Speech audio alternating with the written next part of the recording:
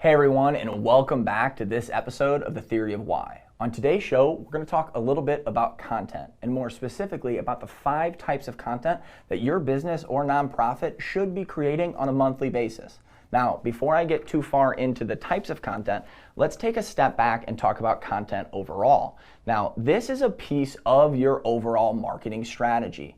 A couple weeks back on an episode of The Theory of Why, I spoke to ROI and why it's really important to understand the difference between a tactic that's going to bring in leads and dollars tomorrow, whereas something like content, it's a much longer play. It's something that's going to work for you over time, 3 months, 6 months, a year down the road. And it's important to recognize that content is a portion of the buyer's journey.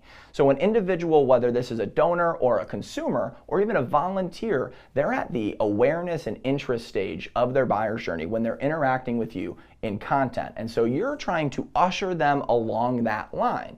Now, there are 5 different ways right now that I'm going to recommend that you can put into place tomorrow. Number 1 is blogs. Now, blogs are easily the most simple way for you to communicate with your audience. It's stuff that you can put on your website, you can link it to your social media, in email, and it is a way for you to become a thought leader in your industry. Additionally, it's a great avenue to boost your SEO and to improve the rating, your Google rating for your website. Like I've always said, the longer someone's on your website, the better off your score is going to be, and the more likely they are going to be moving through the buyer's journey. Now the question is, Alec, what am I supposed to write about? We're a nonprofit, or we're in construction. Why would I post blogs, and how do I even get started?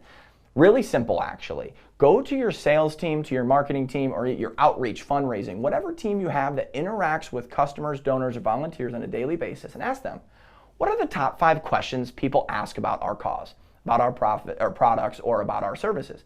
Take those 5 questions, answer them, and turn those answers into blog content with the headline of the question, right? It's as simple as that. A perfect example would be Firespring writing a blog of how do I get started on our SEO. You can find that on firespring.com, right? So that's a great way to get started with blog content. Number 2 is videos. Now, if you go and you watch any video that I have done, whether it's a webinar or a Theory of Why episode or something that I post on my LinkedIn, you're going to hear me talk about video and the importance of it right now. You might even say, hey, this Alec guy needs to relax. And I'm going to be honest with you. This is take 2 of this version for this episode of The Theory of Why. Some videos can be like this, where you've got a great studio and a perfect setup. Others, you'll see, can just be with your cell phone going live directly on Facebook or on Instagram, posting it right away just as a way to engage with your audience.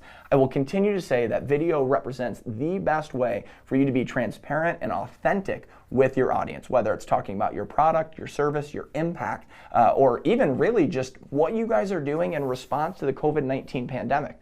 I talk all the time about how the difference between a video talking about how COVID has affected you versus an email that says, here's a letter from our CEO. The first, where you talk about the video, is a much more transparent and authentic look into how you're operating on a day-to-day basis and how you're fighting back.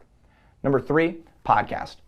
Now, I will say, podcasts represent the trickiest of these in order to create and produce, but there are plenty of free tools such as Buzzsprout and Podbean that you can use in order to get your podcast on Spotify, Apple, and basically anywhere that someone is listening to a podcast. Now, 2020 is a massive year for digital consumption and audio consumption through podcasts. So it is a perfect time for you to try this. Most of you, more than likely, have listened to podcasts before, and so you understand, hey, if the content is good, I'm going to listen. But more importantly, if somebody is passionate about your cause, then they're going to listen. So again, whether you're in the nonprofit space, you're in construction, agriculture, wherever you're at, if you're able to produce something that talks about your mission, about your impact, about your service, people will listen. And it's as simple as taking a video and taking the audio, putting it on a podcast. You could record on your phone. That's how my first podcast with the Journal Star, before I got to Firespring, started for the Commonwealth. We were just doing audio on our phones and uploaded it. And eventually you're able to improve that over time and move to a different space. But again, podcasting, a little bit difficult, but it does represent a way for you to find a new audience that maybe you don't have right now. Number 4, social media.